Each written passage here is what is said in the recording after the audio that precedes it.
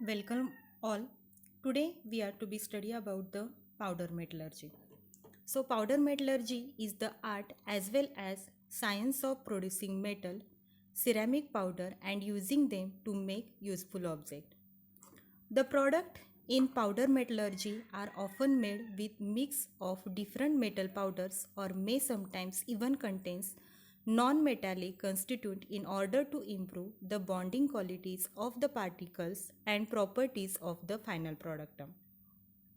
So this powder metallurgy is a science of producing the metal powder and making finished and semi-finished object from mixed or allied powders with or without the addition of non-metallic constituent. It is a manufacturing process in which the components are directly produced by bringing a powder of the starting material into the desired final shape by compressing the powder in the dies. These powder metallurgy it is to be suitable for the metals which have the low ductility and also have the high melting temperature. Then we see the advantages of the powder metallurgy. So the number of advantages of the powder metallurgy, it includes the rate of production that is to be of a high, the highly complicated particles or component we can manufacture. It is a very cleaner and quicker operation. The life of the component which are to be manufactured by the powder metallurgy which is to be of a longer. The metal as well as non-metals can be mixed in any proportions. No material is to be of a wasted. There is not required the skilled labors for that powder metallurgy. Along with that advantages, there is to be some limitations of our powder metallurgy. So complicated shape we cannot be produced as compared to of the casting process. Also there is to be limitation for the size of the components. In case of casting we can manufacture the very big size of the product, but according to that there is to be of a limitation in powder metallurgy the size of the component. This is not suitable for the small scale of the production, so it is to be suitable for the mass production. The metal powders, these are to be of a expensive to produce. The fracture toughness may be low. The strength and stiffness may be inferior to wrought alloys and similar composition. The porosity and low ductility may impair durability. So, there are to be some limitation of our powder metallurgy. Then we see the next part, the size of the particles. So, the powder metallurgy, the concept of powder particles measurement using a screen is a very quite simple. So particle size refer to the dimensions of the individual powder. If the particle shape is spherical, a single dimension is adequate, but the other shape there is to be of a different. So there is to be two or more dimension, these are to be of a needed. So the most common method used to know the particle size, that is of a standard shoes or screens. So in that figure we have to be seen that the selection section of the wire screen. So the size of screen opening and also we have to be seen the thickness of the wire. So the different that wire screen or shoes we can be used for differentiate the particle size, different size of the particles along with that. So the term mesh count is used to refer the number of opening per linear inch of the screen. Higher mesh count indicate the smaller particle size. So here we have seen one of the formula, that is PS is equal to 1 upon MC minus TW, where PS, that is of a particle size in mm, MC the mesh count, that is for the opening per linear inch, and TW, that is the thickness of the wire. Typically that particle size used in powder metallurgy in the range between 25 to 300 neum.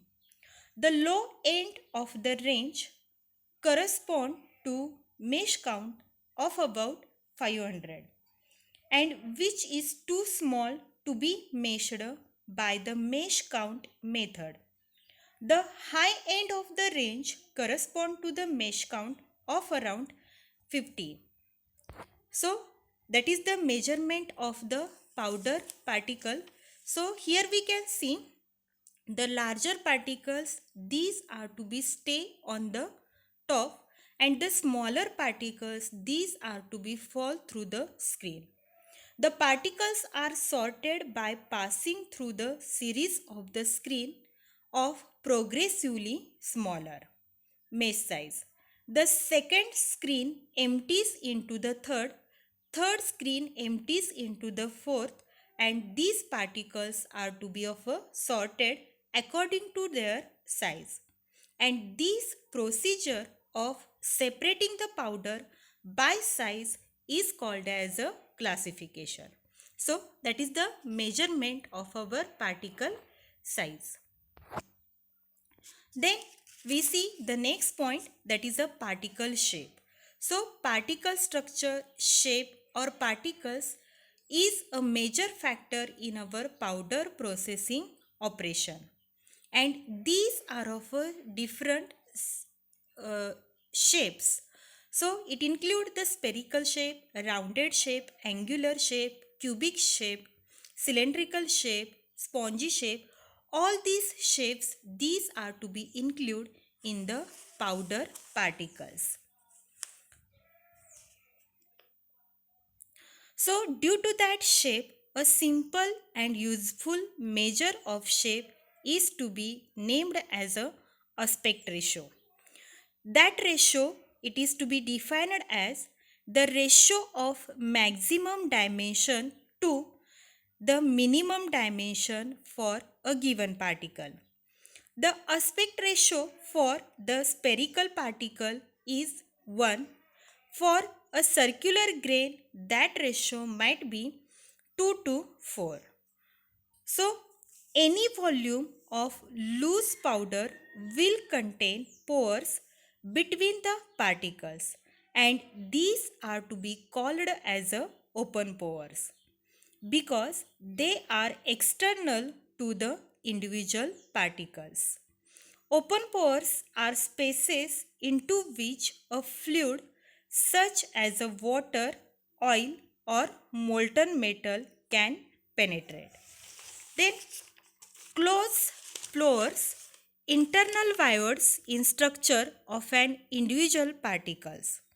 The existence of these internal pores is usually minimal and their effect when they do exist is minor, but they can influence the density measurement. So these are the particle size of different shape. These are to be distributed open pores and closed pores. Then we see the next point, that is steps involved in powder metallurgy techniques. So the first step, that is a preparation of the powders of desired composition. Then second step, that is a mixing and blending of powder. In these steps, more than one powder are mixed and blended to ensure their even distribution, or the powder mixed with lubricant, additives or binders that have to be used. Then third step, that is of a compacting. The blended mixture is compacted to bring the finally divided particles or powders into close proximity while imparting the desired part configuration and providing the green strength to the part. Then the fourth step, sintering. In this step, the compacts obtained after that compacting method, third method, or third step are heated at the elevated temperature to establish permanent strong bonds between adjacent particles and thereby to impart the strength to the compacts. Then the next step, that is of a sizing. So give the required size to that component. After that it is to be of a machining step. We have to be do some treatment on that component, and the last step, that is of a inspection of the component. So the powder metallurgy techniques, these are to be involved that the number of steps. So first we have to be study the first step, that is the preparation of the powders. So there are to be many methods for the production of the powder, but the most popular method there is to be used, that is the atomization. Also the other methods for the preparation of powder it include, that is the reduction, carbonyl decomposition, precip- precipitations from solution, mechanical condensation, electrolytic deposition. By all this method there is to be formation of the powder. But the most popular method, that is to be used the atomization. And this atomization process, these are to be of a three types. First, gas atomization, second, water atomization, and third, that is of a centrifugal atomization. So we see the atomization process. The first process, we see the figure of the gas atomization. So, in which the high velocity gas stream is utilized to atomize the liquid metal as shown in that figure. So, we see in that figure the molten metal flows by gravity through the nozzle and is immediately atomized by the air jet. The resulting metal powder, which tend to be spherical, are collected in the chamber below. Then the next atomization method, that is a water atomization. The gas atomization and water atomization, these are to be similar except that the high velocity stream is used instead of the air. So it is the most common atomization method which are to be suited which metal having melt below the 1600 degree centigrade. The cooling is more rapid, but the water is oxidation on the particle surface. So water atomization also used for the powder preparation. In this process, molten metal is separated into small droplets and frozen rapidly before the drops come into contact with each other or with a solid surface.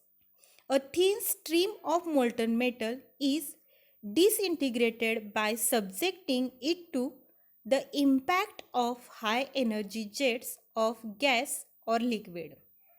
In that technique, it is to be used for the uh, metals which are to be produced by that water metals. These are iron, copper, alloy steel, brass, bronze, or no low melting points metals. These are to be also manufactured along with that water atomization. Then the third process, that is a centrifugal atomization. So in that case there is of a rotating disc method we can see in that figure, and the liquid metal stream pours onto a rapidly rotating disc that spray the metal in all direction, and there is to be formation of the powder. So by that three methods of the atomization, we can manufacture the powder.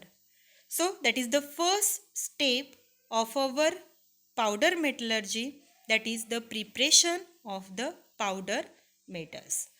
Thank you.